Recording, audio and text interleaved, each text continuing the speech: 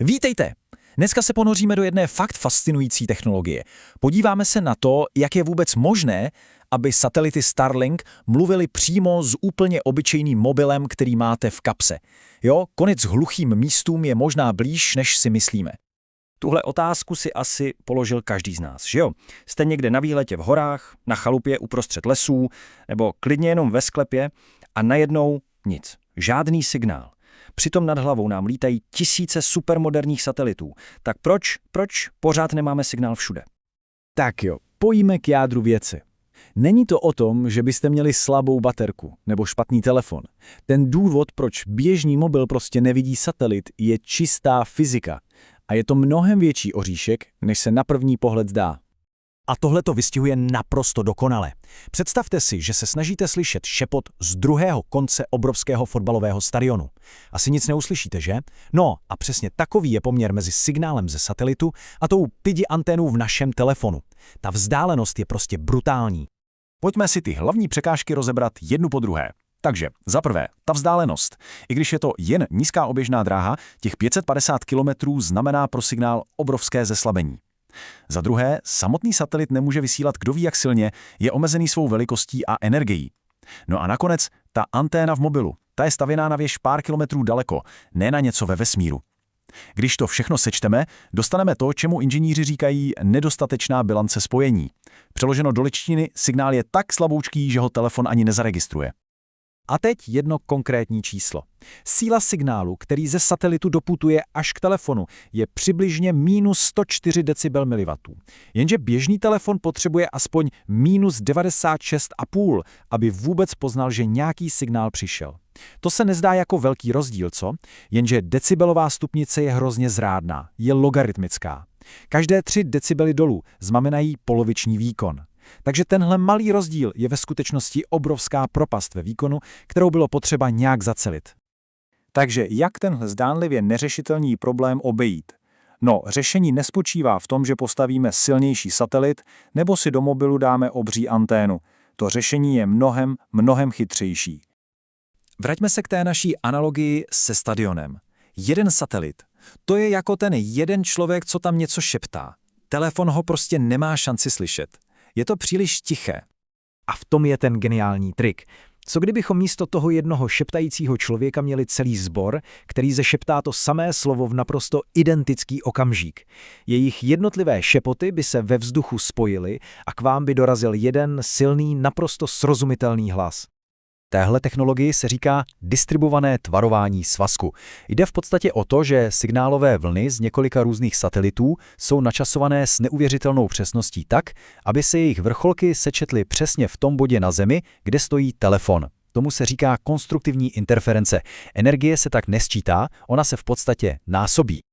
A tenhle graf ukazuje, jak dramaticky to funguje. Už 2 satelity, které spolupracují, zesílí signál o 6 decibelů. To je 4násobný výkon.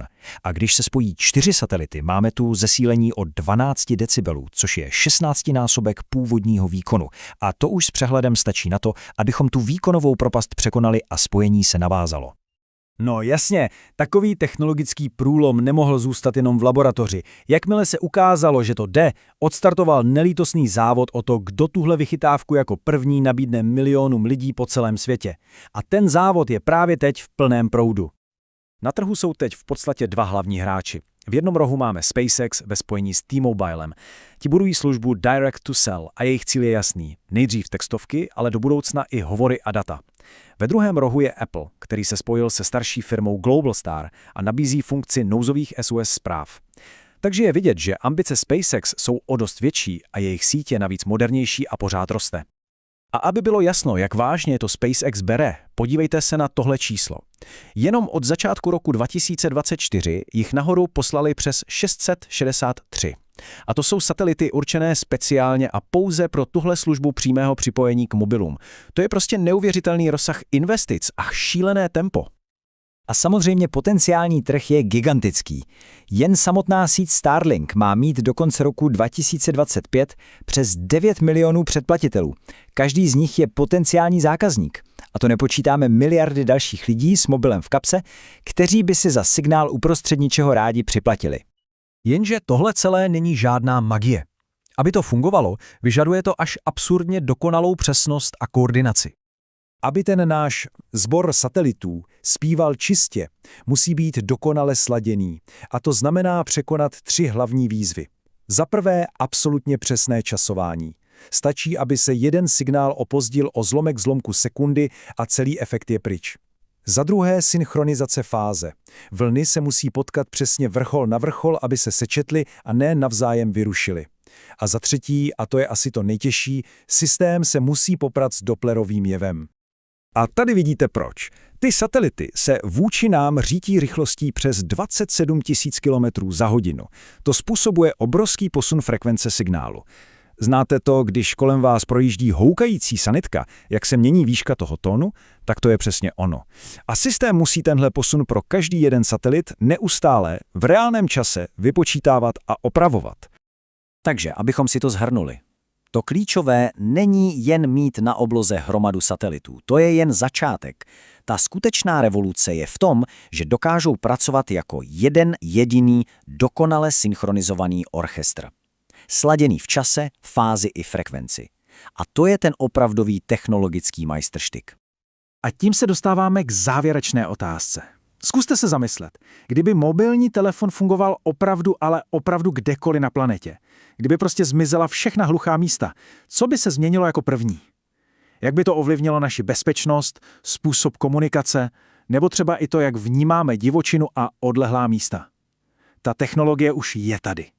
A to, jak ji využijeme, teď určí, co bude dál.